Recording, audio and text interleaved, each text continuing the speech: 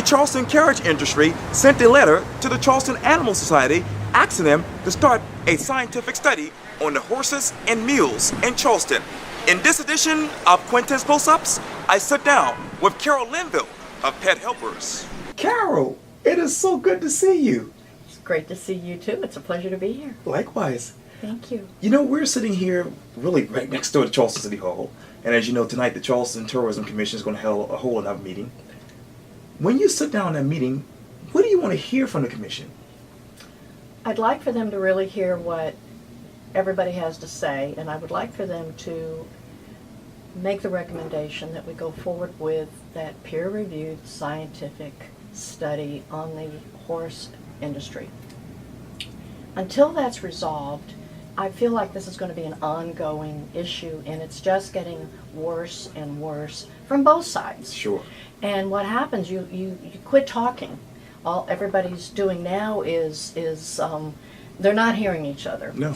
And at the end of the day, our goal for all of us, this isn't an activist issue. This is a humane animal welfare issue for us on behalf of Pet Helpers, and I'm sure on behalf of the Animal Society and everybody else. We're all busy.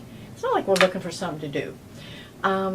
So I hope the Tourism Commission will really listen, because when the last meeting was held, that was their first meeting, and the Animal Society was supposed to be able to present the recommendation for the study, and that didn't happen. So I hope they will take that and go forward with that, and I'm still going to speak to the other couple of issues that concern me, reference the horses, and hope they hear that and reconsider the temperature gauge and the where it's positioned in the readout time. And as you know, what's his name, Broderick Christoph, Yes. sent off the letter along with him and a couple of other people within the Charleston Carriage Industry to Joe Elmore. And he said this: to Joe Elmore and the Charleston Animal Society, the Charleston Carriage Industry is calling for you to stop calling for a, quote, scientific peer review study, and just do it already. Start tomorrow. I'm going to read a brief portion of this. Sure. Time and time again, you and your board member, Ellen Harley, who runs one of your anti-carriage subgroups, the Charleston Carriage Horse Advocates, try to convince the public that both the carriage industry and the city of Charleston are standing in the way of you doing your, quote, scientific peer review study, unquote. I don't speak for the city, but they have stated multiple times at meetings you and I both attended and in the media that they have absolutely no objections to you doing it, and yet you continue to state that they do. Just to be absolutely certain, I personally checked, and the city said they, quote, welcomed that study, and we welcome the results of that study, unquote. The Charleston Carriage Industry, however, has definitely been vocally opposed to your study until now. Go for it. The study, I heard part of that. I don't know that I've read that part. Okay. And I understand Broderick said, do the study, but not with our horses. Right. Now, let's be realistic here. You've got apparently 9 months that's required to do this spring, summer, fall study. You need to be studying the animals that are involved in that industry, in that work environment. Sure. And there's no way that anyone, the Animal Society or anybody else, can bring in horses, build a barn, create the same environment downtown Charleston for 9 months. That's pretty undoable. And I think, I don't know whether Broderick's, and on behalf of the carriage industry, whether their issues are what's involved in that study. I mean, I read catheter, and I'm thinking, oh gee. And I quite honestly asked Joe Elmore about that, and he said there are various different ways you can do testing and studies of heat temperature in horses and work action. I thought, well then, why don't both sides sit down and just have a conversation? Okay, Broderick's position. So tell me what's really involved in this study. What would my horses be involved in? That's what I would do if they were Carol Linville's horses. Okay. I want to know. And the society would say, well, based on what we understand, this is what would be involved. And at the end of the day, they might say, well, you know, maybe it's not so bad, or maybe we can compromise and come out of this making lemonade out of lemon. Because at this point in time, you've got nothing but bad perception. Perception is reality. The perception throughout everywhere now, because of some of the information that's been posted, as well as the horse laying on the street. That's pretty compelling. Whatever the reality of that is, it goes nowhere. It doesn't serve Charleston. It doesn't serve the carriage horse industry well, and it doesn't serve anybody well. We all want, I think, the same thing. We just want to know that there's the best welfare for the horses that we can all do together, And we can leave the country with the best animal carriage horse industry. Interesting. I turned the corner coming here, and I saw a horse with, I call it the princess carriage. Okay. 2 people clopping across the street, and I thought, well, that's nice. That's nice. And that's what we need. Maybe 4 people max. Kind of like New York City is how I perceive it. And then I turn the next corner, and there's one of the wagons with about 14 people Okay. and 1 horse plodding along the street. And for me, as a perception, I was not offended at all with the first situation. The second one was, oh my God, that's a lot of people plus that wagon plus. So, you know, somewhere along the line there's, and the weight station. Sure. It's like trust us, we wouldn't overweight the horses, but it's like anything else. It's who's minding the hen house. So, and I'm not saying, listen, I don't believe for a minute the carriage horse people are doing anything intentionally or otherwise to harm, hurt, or not care for their horses. I don't believe that at all. But I think somehow, and our mission, of course, is to have the best animal welfare we can. And let me tell you something, over the 40 years of my work in Charleston, there have been changes along the way as to how we care for animal shelter animals and how we maintain our shelters, and the more requirements on animal care. And at the end of the day, it's been a good thing. Yes. Some of it's been a bit burdensome, but you want the best. So that's what I'd like to see come out of all of this. And let me get the other side, because the Charleston Animal Society actually posted this statement on their Facebook page, quote, "Today's statement by Broderick Christoph of the Charleston Carriage Works is a non-endorsement endorsement of Charleston Animal Society's call for an independent, scientific, peer-reviewed study of the carriage industry downtown. This is Joe Elmore said, quote, "The carriage industry thinks that they placed the ball back in our court, but the ball they sent back is flat."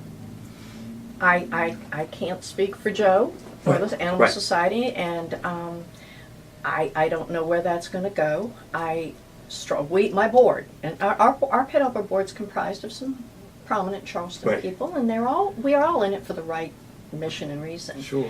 So we do support that, but you do need the horse. At the end of the day, you need the horses, and you need the study, and I would say someone very objective. I think in all of this, you've got to make sure you've got people that have no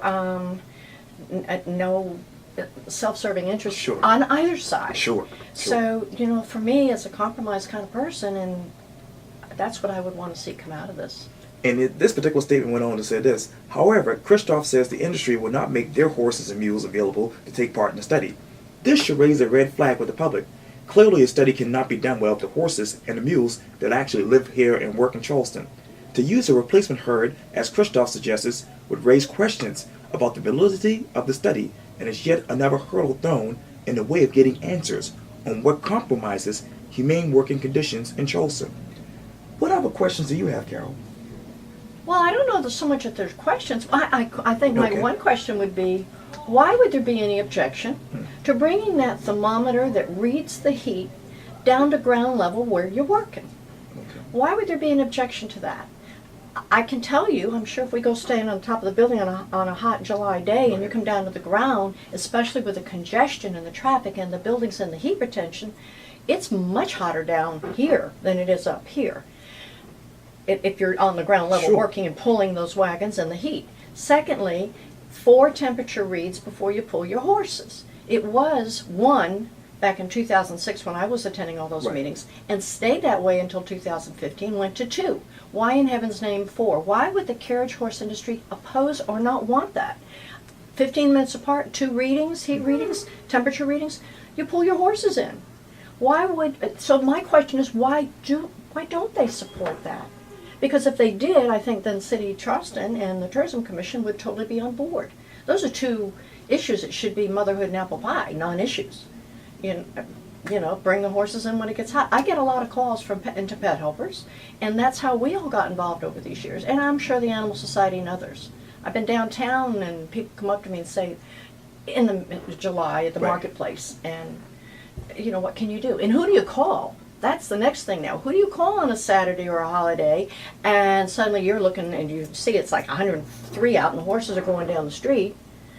because it's 103 down on the street, but it might not be up on top of the building. Okay. I'm like, who do you call? Who would you? I called the police one time, back when you called the police. Sure. So that's, I don't know if I have a question, but it's certainly a statement to the industry. Why can't we get together on this? That's common sense, I would think. As you know, Big John, well, from what the carriage industry Oh, says, he slipped. Other people have different definitions of that. What's your definition of what you saw in that video?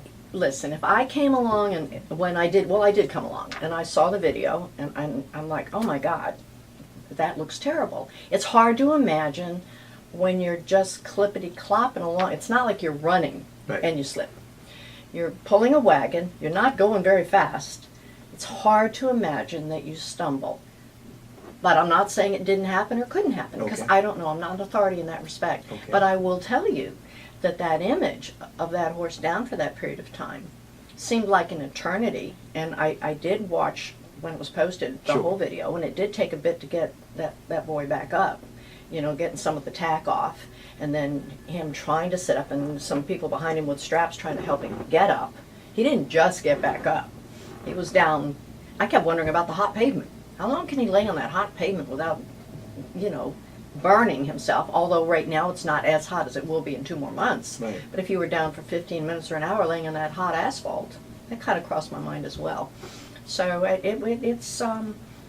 it was a very sad and negative picture, and then they list all the different incidents. It's just getting so crowded downtown, Quintin. The traffic and the congestion, I don't know how much longer. You know, in New York City, I guess they go to Central Park. Sure.